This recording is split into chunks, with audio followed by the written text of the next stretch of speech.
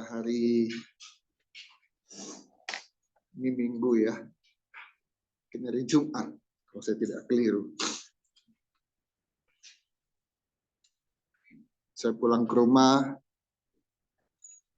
tadinya mau satu tempat lagi, tapi tiba-tiba ada pemberitahuan, ada Zoom.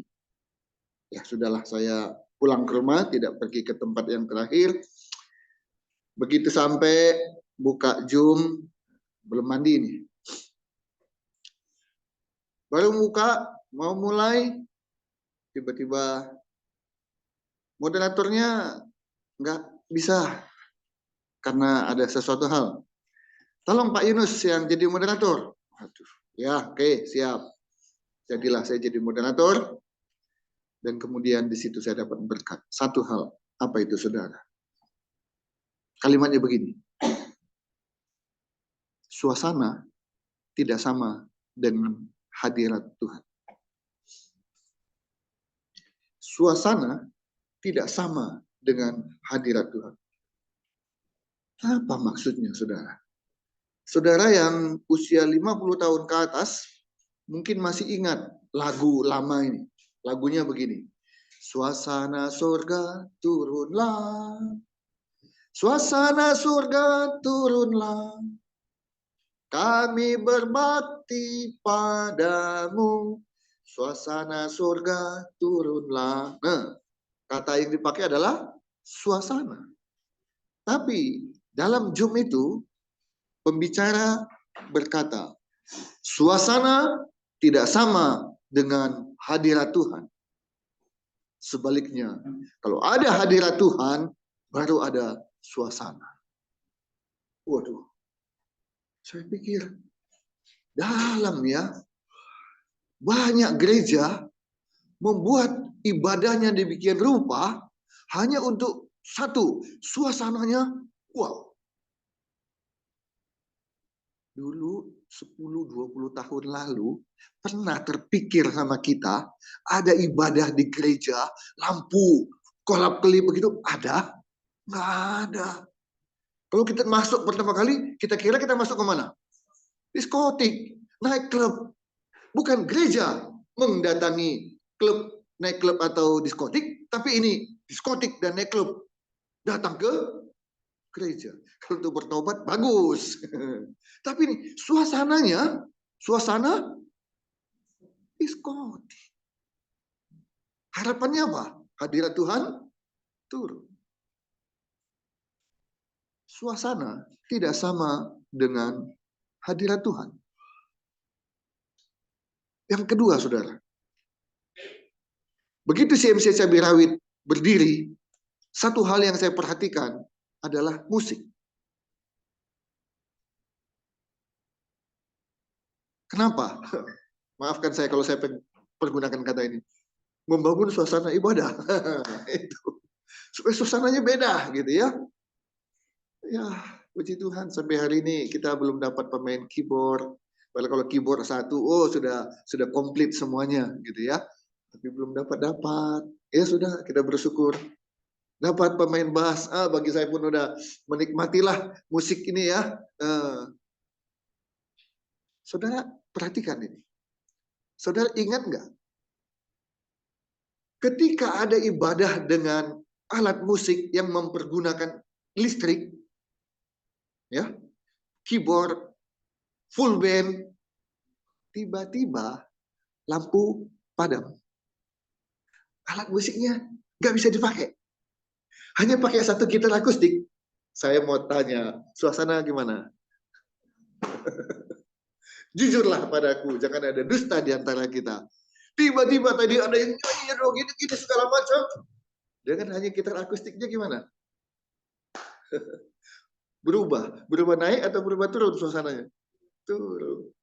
Saudara, saya sadar hadirat Tuhan tidak ditentukan oleh suasana. Ya.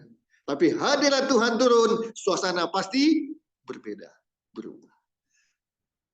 Ya, jadi mari bukan bikin suasana, tapi bikin supaya hadirat Tuhan turun. Nantilah topik itu akan saya bawakan lain kali. Sekarang saya mau bawakan topik masih berkaitan dengan lagu yang kita nyanyikan tadi. Maka Henny mau turun, saya tambah spesial. Satu kali lagi referennya. Kata-katanya, apa tadi referennya? Sampai akhir ku menutup mata, ku tetap setia menanti janjimu. Tetap kita percaya Tuhan berjanji, Dia pasti menepatinya. Ya, sampai akhir ku menutup mata, ku tetap setia menanti janjimu sampai ku dapatkan mahkota kehidupan. Ku tetap setia, ku melayani.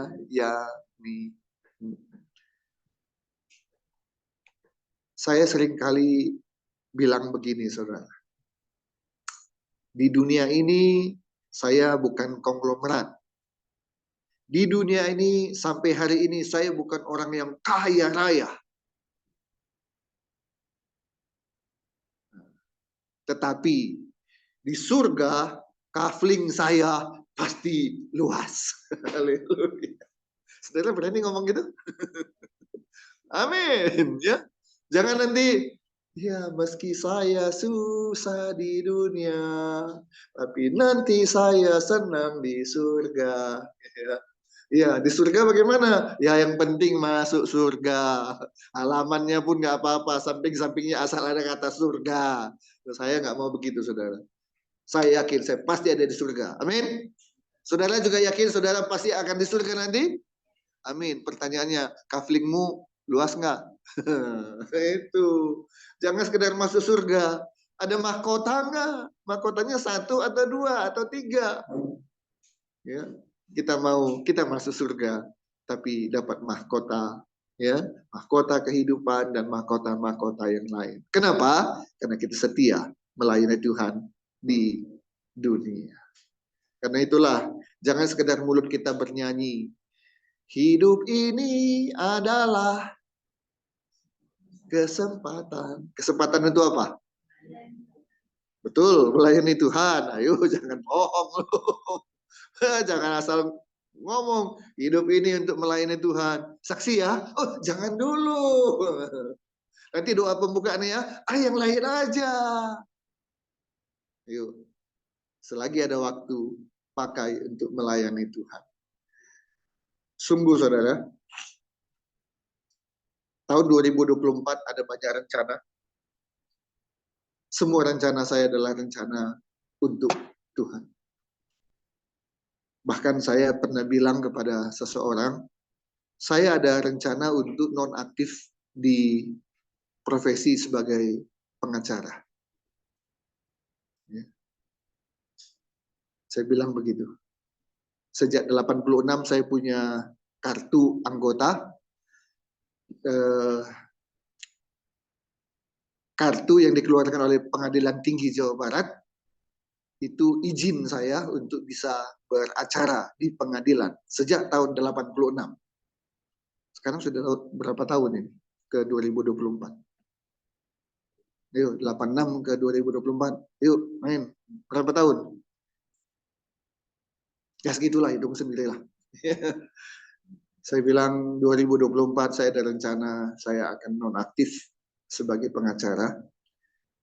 Karena waktu saya mau pakai untuk betul-betul untuk Tuhan. Satu podcast walaupun belum diupload, tapi sedang persiapan, kumpulkan stok dulu.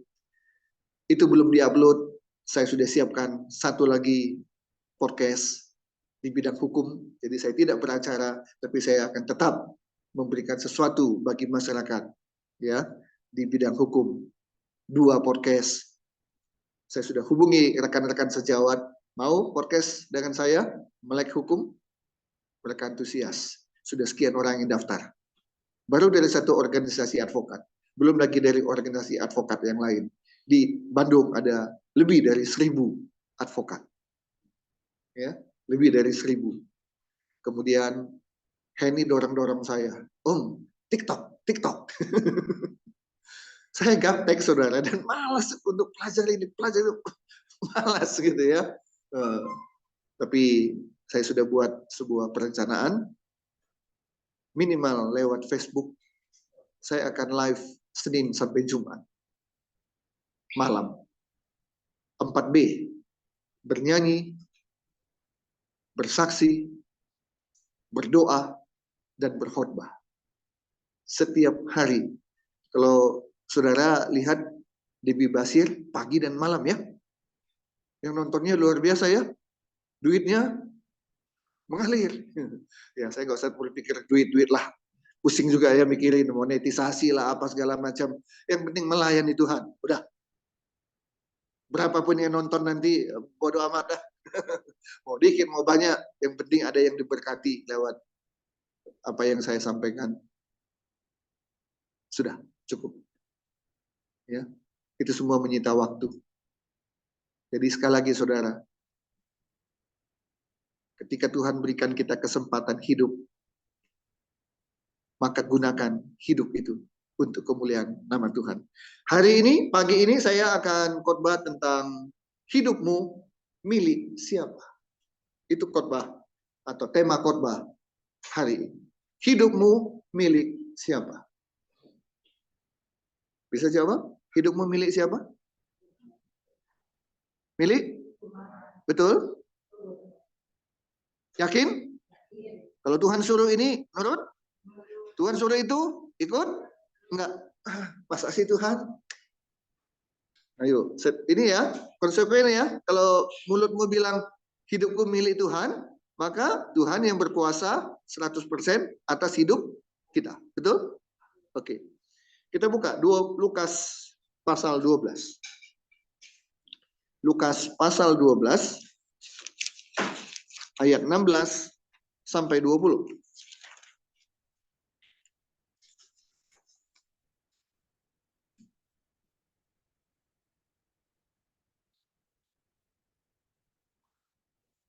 Lukas 12 ayat 16 sampai 20. Yuk kita baca bersama-sama. 1, 2, 3. Kemudian ia mengatakan kepada mereka suatu perumpamaan. Katanya, ada seorang kaya, tanahnya berlimpah-limpah hasilnya. Ia bertanya dalam hatinya, apakah yang harus aku perbuat?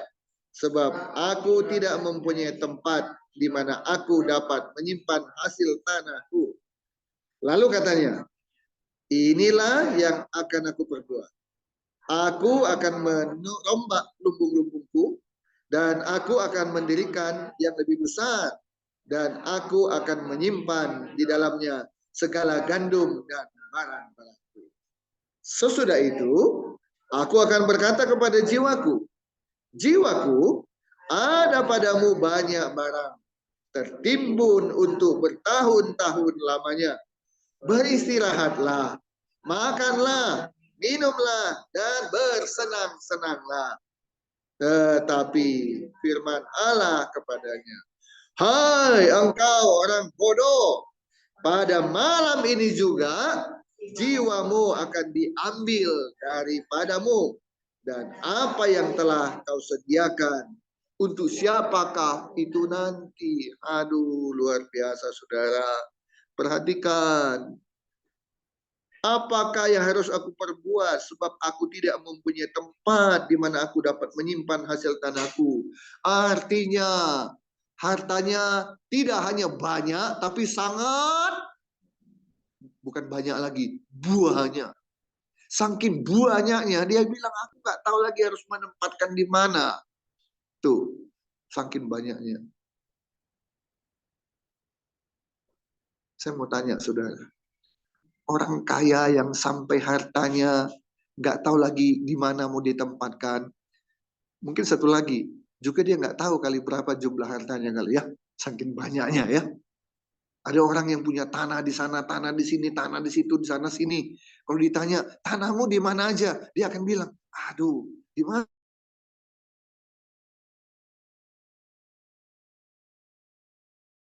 Hidupnya senang nggak, saudara?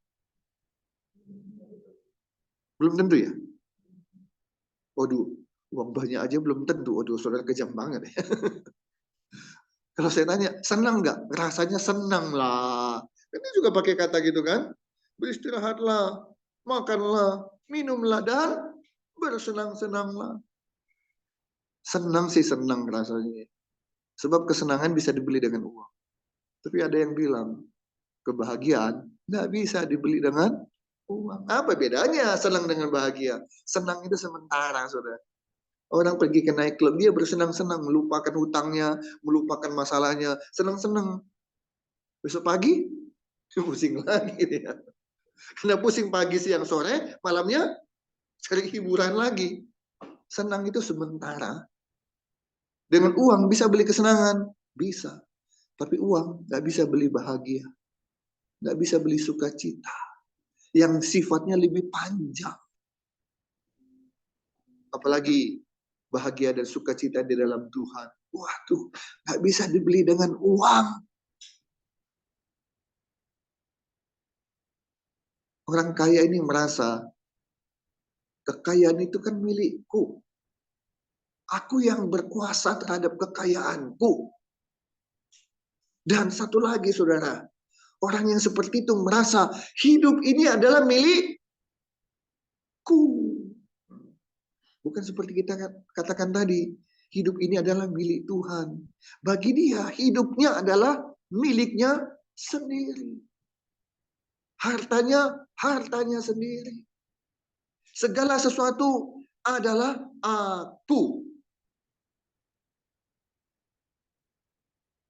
Hari ini Tuhan berfirman kepada kita, jangan pernah berpikir, jangan pernah merasa apa yang kita punya itu adalah milik kita.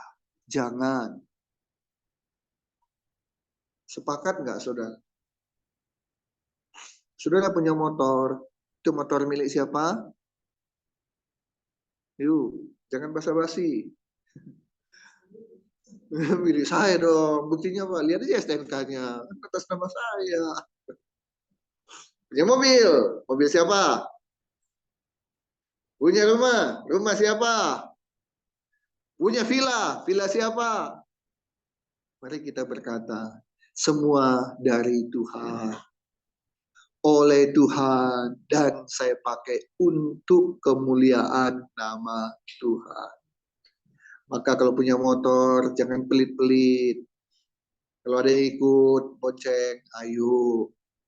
Kalau punya mobil, jangan pelit-pelit. Mobilnya disayang-sayang, dibersih-bersihin, luar dan dalam, rapi. Begitu orang mau ikut, jangan-jangan, nanti mobil saya kotor. Nggak usah peduli kotor. Ada yang mau ikut saja. Jadikan motormu, mobilmu, jadi alat kemuliaan nama Tuhan. Amin. Punya rumah. Selalu dan selalu saya punya cita-cita. Kalau punya rumah, ada satu kamar. Untuk apa? Tamu. Siapa tamunya? Hamba Tuhan. Cuma sekarang jarang hamba Tuhan mau tinggal di rumah. Itu repotnya. Lebih memilih di mana? Hotel. Ya. Ini bukan zaman dulu kan enggak ya. Wah, datang ya nginap di rumah gitu kan. Bisa ngobrol, bisa makan gitu ya. Baru pelayanan. Kalau sekarang lebih banyak di mana? Di hotel. Tapi kalaupun tidak bisa rumah dipakai untuk hamba Tuhan, dipakai itu apa lagi? Satu lagi, komsel untuk doa, ya. Pakai semua apa yang kita punya untuk hormat kemuliaan nama Tuhan. Bisa bernyanyi, pakai suaramu untuk memuliakan Tuhan.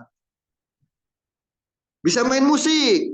Wah, sekarang langka, susah mencari pemain musik. Betul? Apa betul saya? Susah. Karena ya sibuk. Ya. Ayo, apapun yang engkau terima dari Tuhan, kembalikan itu untuk kemuliaan nama Tuhan. Ciapin, talentanya masak, memasak, kuliner. Pakai itu untuk kemuliaan nama Tuhan. Banyak pesanan, puji Tuhan. Tapi ketika gereja minta tolong masak, dahulukan untuk gereja. Maka Tuhan akan mendahulukan hidup kita.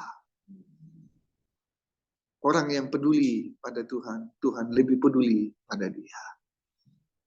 Saya pernah bilang, meskipun saya tidak lulus jadi sarjana, saya tidak kecewa, saya ikhlas. Loh, kok gitu? Iya, karena waktu mahasiswa, saya sibuk melayani. Saya bilang, nggak apa-apa. Meskipun saya DO, karena saya sibuk melayani, no problem. Nggak masalah. Tapi ya puji Tuhan. Tuhan kasih lulus juga, walaupun dengan setengah mati. Betul, saudara, setengah mati. Atau setengah hidup malah ya. Setengah hidup. Saya udah lulus semua mata kuliah. Lulus sidang. Dapat nilai A. Enggak bisa wisuda. Hanya gara-gara satu mata kuliah. Di mana satu mata kuliah itu saya udah ikuti selama 3 tahun. Enggak lulus. Sebenarnya lulus waktu itu dengan nilai D. Kalau E, gagal. Kalau D, masih lulus. Tapi ada mata kuliah tertentu yang tidak lulus kalau nilainya D. Harus minimal C. Nah, itu mata kuliah prasyarat namanya. Mata kuliah tertentu. Nah, saya udah lulus mata kuliah ini, dapat nilai D, apa-apa. Ya, SKS-nya 1. C 2. B 3. A 4. E 0. Tapi tiba-tiba keluar keputusan bahwa mata kuliah ini berubah menjadi mata kuliah prasyarat. Jadi dia nggak boleh lulus dengan nilai D. Harus C. Waduh, cilaka. Apa yang harus dilakukan? Harus ikut lagi kuliah lagi dan ikut ujian lagi. Ikutlah tahun berikutnya saya di semester. Kan ada ganjil dan genap kan? Kalau ini diganjil harus ikut lagi diganjil. Kalau ini digenap harus ikut lagi digenap. Ikut lagi kuliah. Satu kali lagi, nyatat lagi. Ujian lagi. Puji Tuhan, dapat nilai apa? Masih D. Si D ini akrab banget dengan saya gitu ya. Waduh, nggak lulus. Ikut lagi 3 kali. Tahun berikutnya 3 kali. Dan tetap hasil akhirnya D. Aduh, jadi itulah akhirnya ya. Seluruh mata kuliah saya udah selesai lulus. Sidang sarjana sudah, tapi terganjal hanya gara-gara satu mata kuliah ini. Karena dia berubah dari mata kuliah umum menjadi mata kuliah prasyarat. Jadi tidak boleh D. Yang lain-lain boleh D. Yang ini tidak boleh. Harus minimal C. Jadi gimana saudara? Mau ikut lagi yang keempat kali lagi?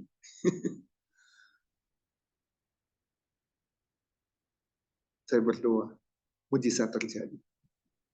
Betul, kalau bukan pertolongan Tuhan. Sebab saya nggak yakin saudara, 10 kali pun saya ikut mata kuliah itu, saya nggak yakin bisa dapat C, apalagi B, apalagi A. Malah mungkin bisa turun jadi E. Udah enak lihat mata kuliahnya itu saudara, betul. Ini saya mungkin bisa nerima, tapi ini saya nggak bisa nerima. Tuhan baik. Saya nggak tahu apakah di seluruh Indonesia ada mahasiswa Fakultas Hukum juga yang mengalami seperti saya, nggak tahu. Tapi saya mengalaminya sampai 3 tahun. Dan tangan Tuhan bekerja. Saya dipanggil oleh dosen wali saya, Yunus,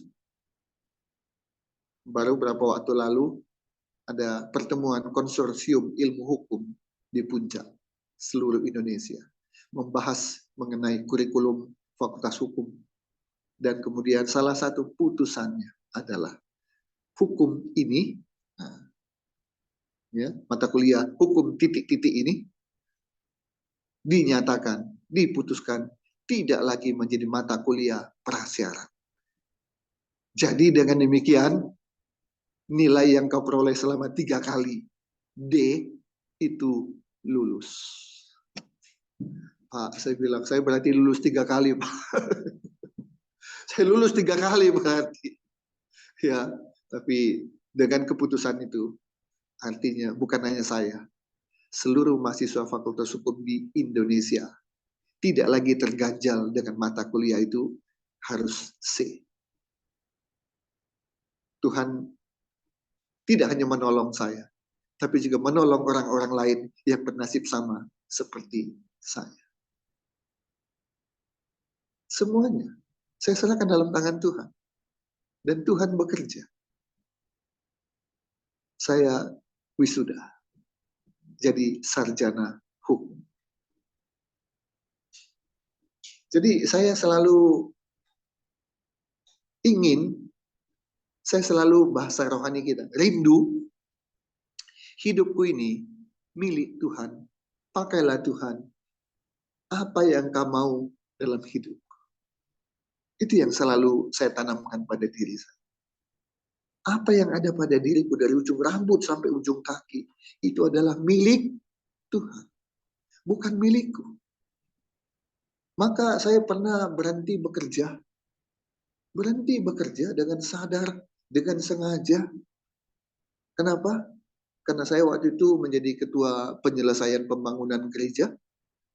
Saya mau konsentrasi. Selama 3 bulan saya berhenti bekerja, saudara. Dan puji Tuhan, bangunan selesai, kemudian kita bikin upacara peresmiannya. Oh, memang sibuklah, mempersiapkan ini, mempersiapkan itu, acara. Saya masih ingat lagi, mempersiapkan prasastinya itu.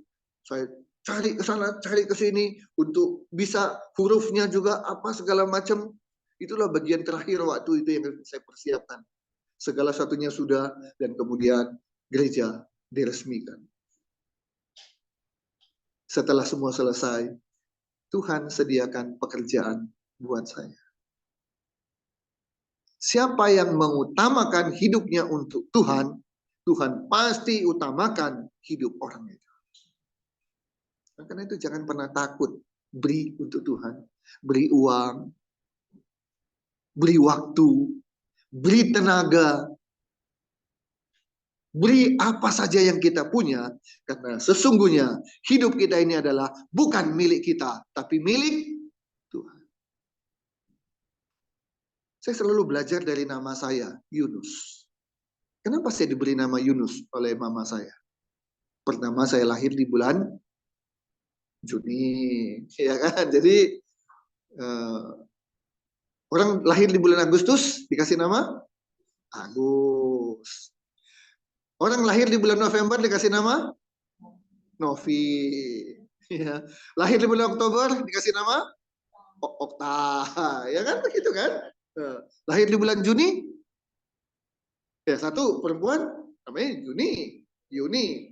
Masa laki-laki namanya Yuni? Ambil dari Alkitab. Yang cocok apa? Yunus. Tapi saya bilang, saya belajar dari nama saya. Apa? Yunus. Yunus disuruh pergi ke Niniwe. Dia ikut nggak? Enggak. Tahan nggak? Enggak. Pergi kemana dia? Tarsis. Apa yang terjadi? Dimakan ikan. Saya nggak mau menjadi Nabi Yunus seperti itu. Saya mau belajar apapun yang Tuhan suruh, saya tahu. Karena saya tahu hidupku bukan milikku. Tapi milik siapa? Miliknya Tuhan. Semua apa yang kita miliki, kepandaian, keahlian, semua datang dari Tuhan dan dipakai untuk kemuliaan nama Tuhan. Galatia ayat 2 ayat 20 kita baca. Galatia 2 ayat 20.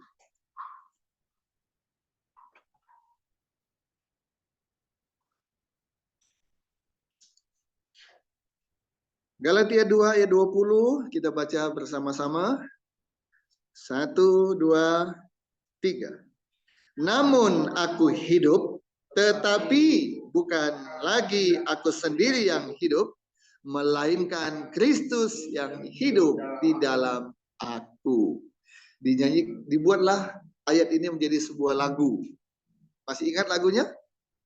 Hidupku bukannya aku lagi, tapi Yesus dalamku. Hidupku bukannya aku lagi. Nah itu, garis bawahi. Hidupku bukannya aku lagi, bukannya milikku lagi, tapi sudah menjadi milik Yesus. Bukankah kita telah ditebus? Bukan dengan uang, tapi dengan darah, dengan nyawa. Karena itu, kita sadari hidup ini bukan lagi milikku, tapi sudah menjadi milik Kristus. Lah kalau milik Kristus, suka-sukanya saya atau suka-sukanya Tuhan? Suka-sukanya Tuhan dong. Makanya salah satu lagu yang saya sukai adalah itu. Suka-sukamu Tuhan, suka-sukamu Tuhan. Itu paling suka saya lagu itu. Karena saya sadar betul, suka-sukanya Tuhan. Gak enak banget ya punya Tuhan orang Kristen yang suka-sukanya Tuhan. Suka-sukanya dong. Kan gak enak dengar kata-kata itu kan. Saudara kalau dengar orang bilang, suka-suka saya dong. Enak gak dengarnya? Nah ya, sombong banget gitu ya. Kok suka-sukanya sih? Tapi perhatikan saudara, kalau suka-sukanya Tuhan, jangan kita lihatnya dari sisi negatif. Tuhan itu ternyata egois ya. Suka-sukanya aja ya. Gak enak dong punya Tuhan seperti itu. Kalau kita berpikir negatif, berpikirnya seperti itu. Tapi kalau kita berpikirnya positif, begini saudara. Tuhan mau memberkati Yosua. Dia diberkati oleh Tuhan. Kita boleh iri nggak? Kita boleh bilang, kok Yosua yang diberkati? Kok bukan saya? Bagi Yosua, suka-sukanya Tuhan itu, suka-sukanya Tuhan mau memberkati Yosua, dia akan merasa gimana? Aduh, terima kasih Tuhan. Untung ada suka-sukanya Tuhan.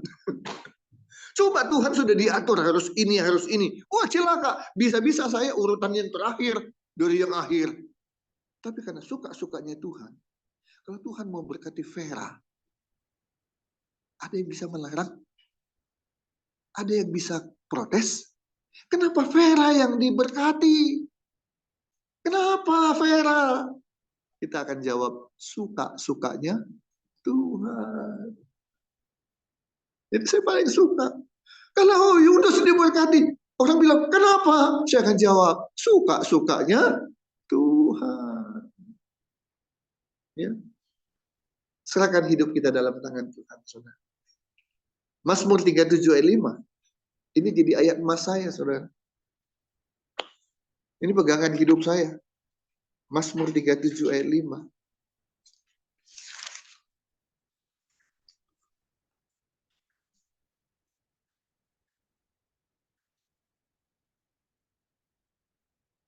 Mazmur 37 ayat 5.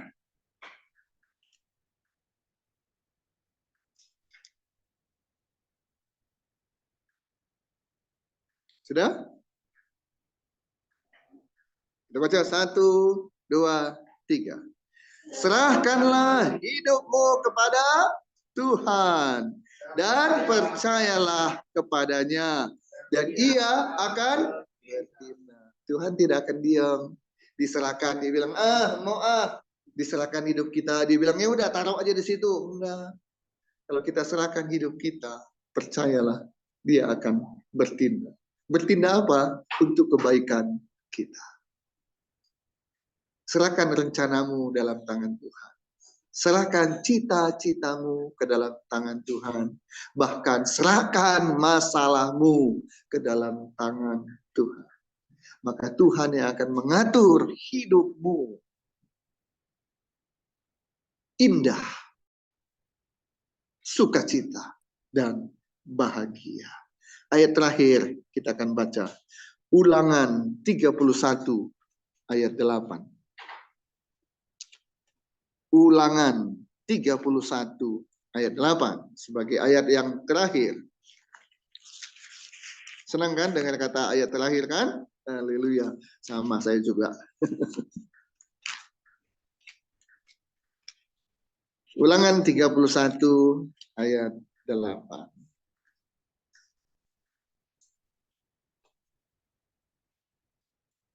Serahkan hidupmu dalam tangan Tuhan, serahkan kepintaranmu kepada Tuhan, serahkan keahlianmu ke dalam tangan Tuhan, serahkan hartamu kepada Tuhan, bahkan serahkan segala kesulitan dan masalahmu kepada Tuhan. Ulangan 31 ayat 8, kita baca bersama-sama. 1, 2, 3. Sebab Tuhan, Dia sendiri akan berjalan di depanmu. Dia sendiri akan menyertai engkau. Dia tidak akan membiarkan engkau dan tidak akan meninggalkan engkau. Janganlah takut dan janganlah patah hati. Luar biasa. Mau serahkan hidup kita dalam tangan Tuhan, saudara? Senang kita persembahkan bagi Tuhan. Susah kita pun kita serahkan dalam tangan Tuhan. Dalam susah, dalam suka duka, bukan tetap tersenyum. Kenapa tersenyum? Karena Allah menyertaiku. Dia ada di depanku, Dia bersamaku, Dia menolongku, sehingga aku bisa berkata, hai jiwaku, jangan takut. Hidup kita dipelihara oleh Tuhan. Apa aja yang menjadi kerinduan hati kita, serahkan itu dalam tangan Tuhan. Apa yang sulit Tuhan buat menjadi mudah. Bahkan, perhatikan, yang tidak mungkin Tuhan bikin menjadi mungkin. Siapa yang butuh rumah di sini? Saya juga butuh. Yakin Tuhan sanggup? Yakin. Tinggal pikir, rumah RSSSSS, rumah sangat sederhana sekali. Atau ya enggak lah, apapun menjadi keinginan hatimu, serahkan dalam tangan Tuhan. Tuhan yang menyediakannya. Amin. Haleluya. Kita berdoa.